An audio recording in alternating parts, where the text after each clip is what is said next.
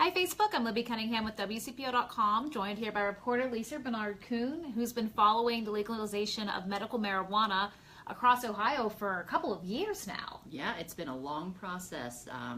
Certainly 2 years since Ohio's legislature first approved a medical marijuana program in Ohio, and we've sort of been marching through that regulatory effort, and we're coming up on a big deadline, September 8th of this year, to get Ohio's medical marijuana program fully up and running.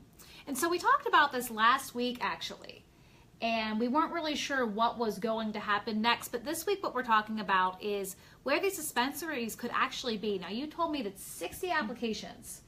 Well, there's a lot of numbers. A lot of numbers involved, but some of these are really key numbers. More than 300 businesses applied for an application to run a dispensary in Ohio, but there's only 60 dispensaries that will actually operate in Ohio once the program's fully up and running. Here in Hamilton, Butler, Warren, and Claremont County, and in parts of Montgomery County, more than 50 businesses are vying for a chance to run just 9 dispensaries. All of these business owners, these investors who have formed these new startups, have invested hundreds of thousands of dollars into these businesses, and they're waiting on word from the state about whether or not they're going to get to open doors or even get a chance to get into the medical marijuana market by the time September 8th hits us. Okay, and so speaking of different locations, I see we've got about 130 people watching now. Why don't you guys let us know in the comments where you're watching from?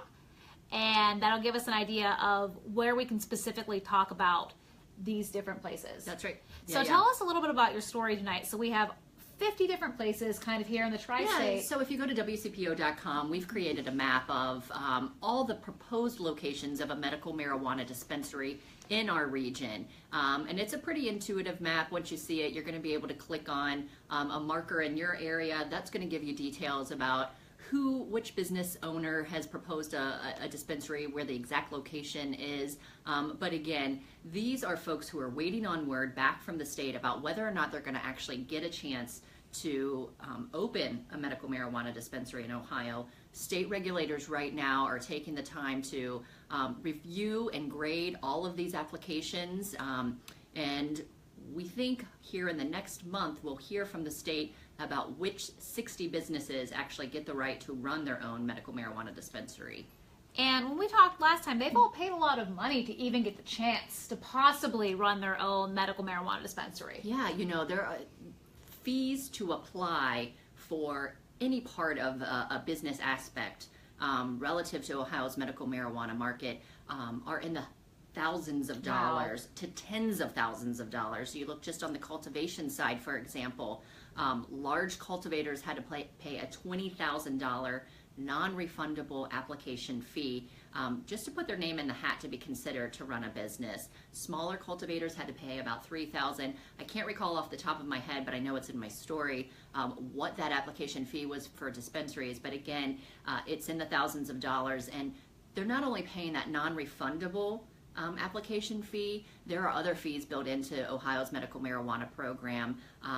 Each year they have to pay to renew their license, and all of this money is going toward the state's cost of managing and regulating really how this program it rolls out, and just ensuring that it's meeting all the guidelines that regulators have set up over the last 2 years to really put this plan into place. Absolutely. So we have people watching from all over, so I just want to make sure that we say hi to CMB from Anderson Township. We have people watching from Groesbeck. Jason, you're watching from Carthage. We're taking a look here at some questions. Renee from Oxford, April from Northern Kentucky, Linda from Independence. So we do have some viewers in Kentucky. Do you know yet if you have prescription to take medical marijuana, if you would be able to pick it up in Ohio and then use it in Northern Kentucky? I know you've done some stories in Colorado about that a couple years ago. There's some pretty strict rules around that, and what's interesting about this is Ohio or Kentucky's legislature will be taking up the medical marijuana question here soon. I think a bill has already been proposed. I'm not familiar with where that stands, but we're going to see some of the same discussions that have just unfolded in Ohio about its medical marijuana program start unfolding in Kentucky. Relative to a medical marijuana program, it is illegal to take any, first what a patient needs is a recommendation from a physician. And then they will use that recommendation, and it's not called a prescription because it's a federally, it's a recommendation. That's it's okay. not a It's prescription. a federally illegal substance still. So they need that recommendation from a physician, and then they take that recommendation to a dispensary. That's where they're going to get some form of medical marijuana product. In Ohio, it's going to be, sorry guys, in Ohio, when you got a lot of hair, this kind of stuff happens. We've all been there. Yeah. So in Ohio, it's going to be illegal to smoke medical marijuana, so you're going to have to vape it. You're going to have to use it as a tincture or some kind of edible. So that's what the products will look like when you enter a dispensary. Those are the kinds of products that are going to be sold. Sure. But you can't take that product back to another state. Okay. It would be illegal if you did that. It is illegal to take a medical or a legal marijuana product across state lines. And so you talked to some possible business owners in the future who could own the dispensaries. What are their biggest concerns about this? Because, you know, they are saying this could create some jobs, things like that. And again, you know, great question, because again, these are folks who have a lot of money riding on the line here. So one of the folks we talked to was James Gould. He's with downtown-based Canasend.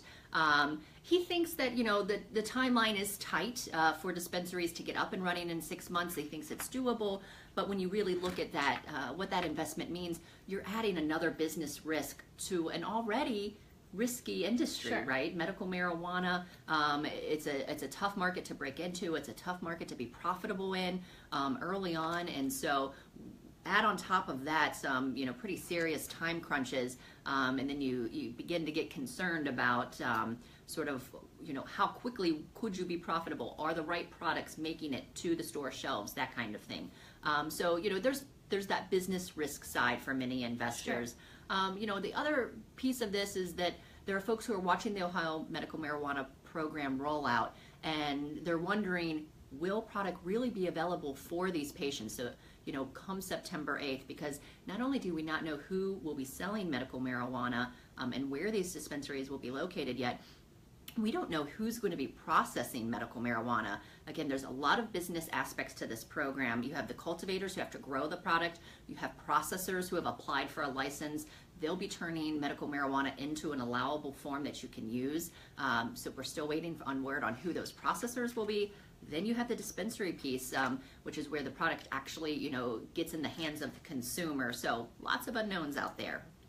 Absolutely. And I'm seeing someone say here, so Tamara, yeah, so you just said you won't be able to actually smoke marijuana. It would be in different forms, such as edibles. Sure, yep. It'll vaping. Be in a lot of different forms. Vaping vaping is one allowable form. Again, the tinctures, which, you know, the marijuana itself is processed into a tincture that you can, or even an oil that you can, you know, apply to your skin. Some of these things are things that can be taken orally, or you can, you know, a couple forms of edibles. Ohio's been pretty strict around saying, you know, we really want to control the medical marijuana products in our state and make sure that they are in the hands of the patients and no one else. Meaning they don't want edibles that look like, you know, yummy treats for kids. We've kids seen could that accidentally get into. You know, gummies, brownies, the things that, you know, we know kids love to eat. Ohio's legislature has been very clear to say, you know, we want to avoid what other states have run into in that arena.